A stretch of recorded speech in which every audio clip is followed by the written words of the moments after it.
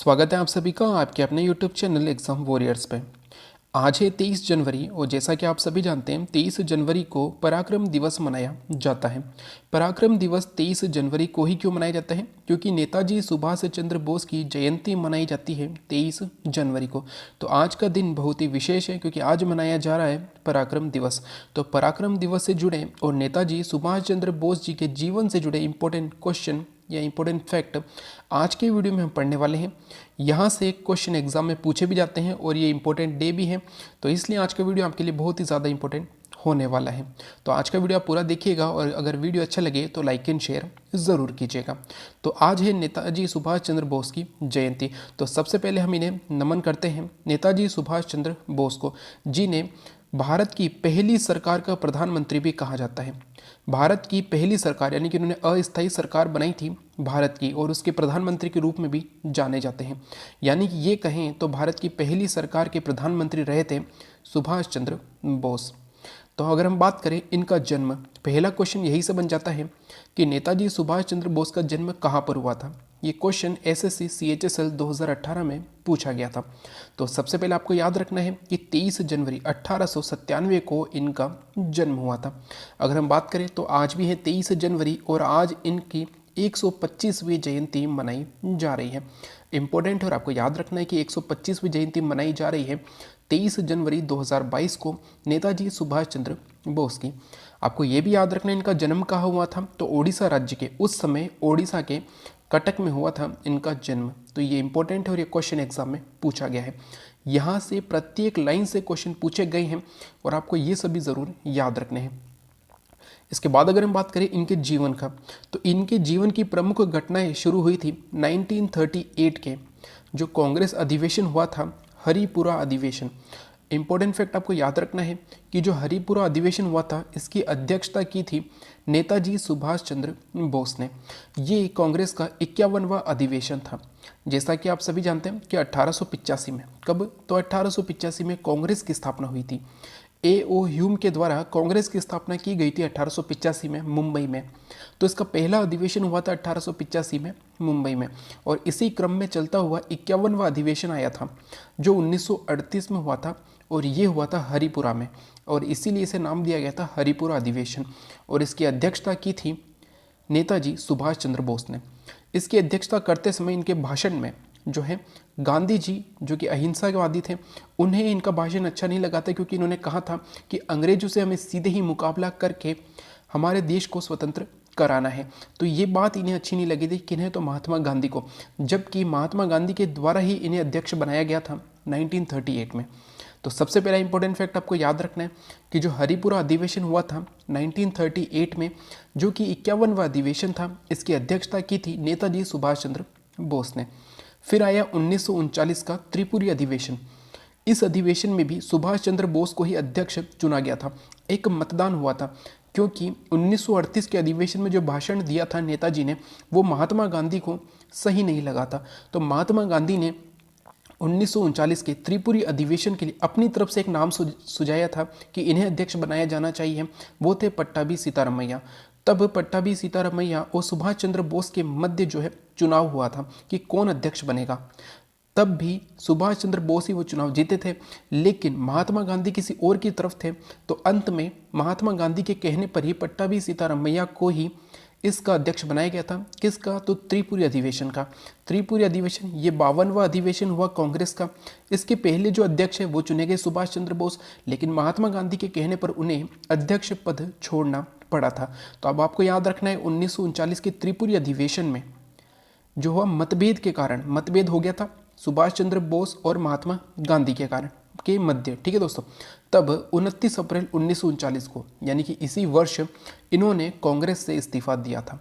यहाँ से एक और क्वेश्चन बनता है कि नेताजी के द्वारा किस वर्ष कांग्रेस से इस्तीफा दिया गया, तो 1939 में 29 अप्रैल को इनके द्वारा इस्तीफा दिया गया था और महज 4 दिनों के पश्चात ही इन्होंने फॉरवर्ड ब्लॉक पार्टी की स्थापना की थी।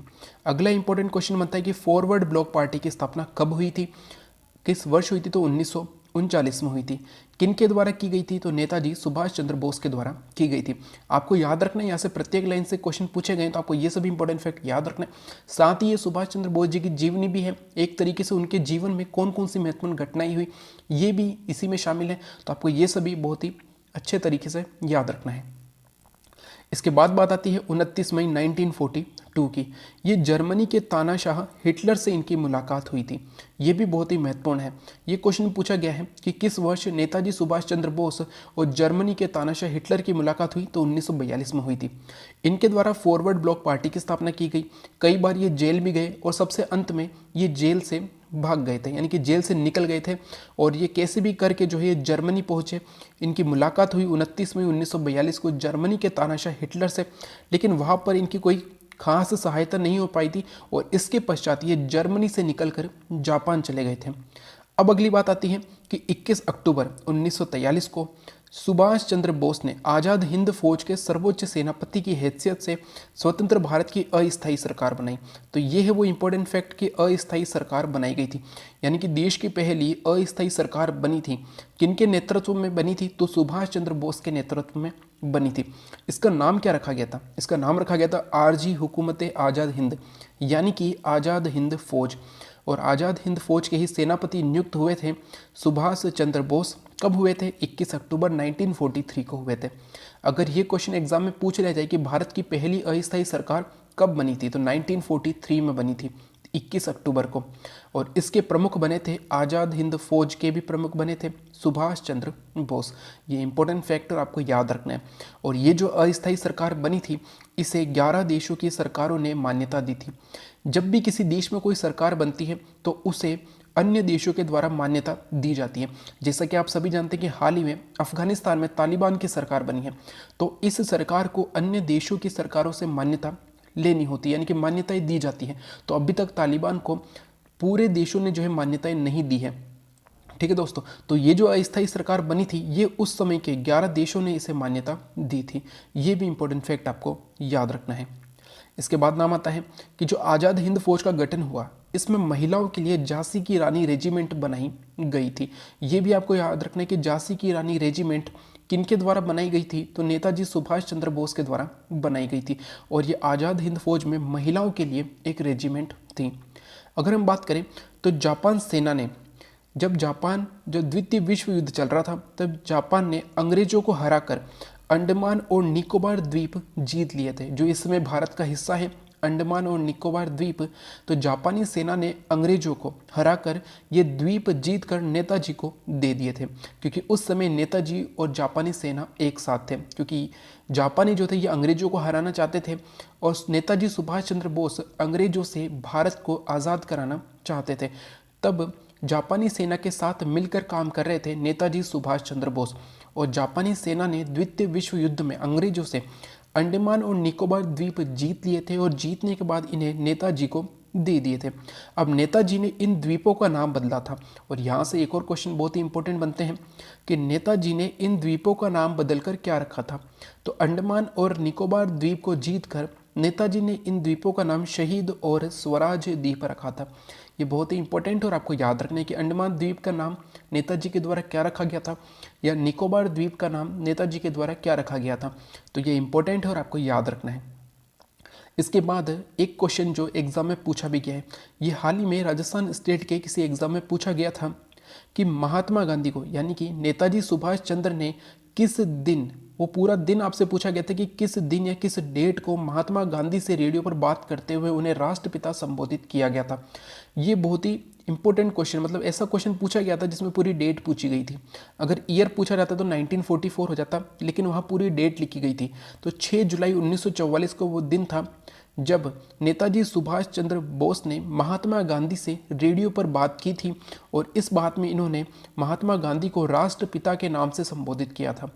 यहाँ से दो क्वेश्चन बनते हैं। एक क्वेश्चन मैंने आपको बता दिया वो डेट कौन सी थी, और दूसरा क्वेश्चन बनता है कि राष्ट्रपिता के नाम से किन्होंने संबोधित किया था। तो आपको याद रखना है नेताजी सुभाष चंद्र बोस के द्वारा ही महात्मा गांधी को राष्ट्रपिता के नाम से संबोधित किया गया था। इसके पश्चात 18 अगस्त 1945 को एक विमान दुर्घटना में नेताजी सुभाष चंद्र बोस की मृत्यु हो गई थी। 18 अगस्त को ये विमान से जा रहे थे और इसमें विमान दुर्घटना में इनकी मृत्यु हुई थी, ऐसा कहा जाता है। अब आपको बहुत ही इंपॉर्टेंट फैक्ट याद रखना है कि जापान में चूँकि 18 अगस्त को इनकी मृत्यु हुई थी, तो जापान में 18 अगस्त को ही शहीद दिवस के रूप में मनाया जाता है। ये बहुत ही बड़ा इंपॉर्टेंट फैक्ट है कि जापान जैसा देश भारत के किसी नेता, भारत के किसी व्यक्ति, ठीक है दोस्तों, किसी शहीद व्यक्ति के ऊपर जो है शहीद दिवस मनाता है। हमारे देश भारत में तो महात्मा गांधी जी की मृत्यु के दिवस पर 30 जनवरी को शहीद दिवस मनाया जाता है, जबकि ये शहीद दिवस भारत में भी 18 अगस्त को मनाया जाना चाहिए। तो 18 अगस्त को जापान में शहीद दिवस मनाया जाता है, ये बहुत ही बड़ी बात है और आपको याद रखनी है। इसके बाद अगर हम बात करें सबसे इम्पोर्टेंट, पिछले वर्ष यानी कि 2021 में, जैसा कि मैंने आपको पहले भी बताया है, 2021 में भारत सरकार के द्वारा नेताजी सुभाष चंद्र बोस की जयंती को पराक्रम दिवस के रूप में मनाया जाना घोषित किया गया है। यानी कि पिछले वर्ष पहली बार पराक्रम दिवस मनाया गया है और इस बार जो है दूसरा पराक्रम दिवस मनाया जा रहा है। किनकी जयंती पर मनाया जाता है? तो नेताजी सुभाष चंद्र बोस की जयंती पर मनाया जाता है।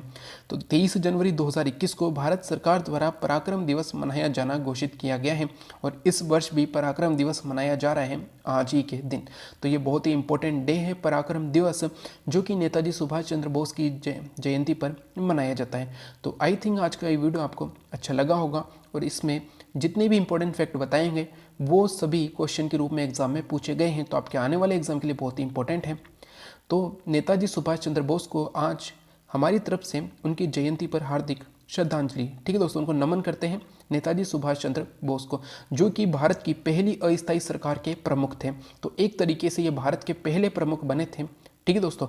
तो ये भी आपको याद रखना है। Thank you. जय हिंद, जय भारत।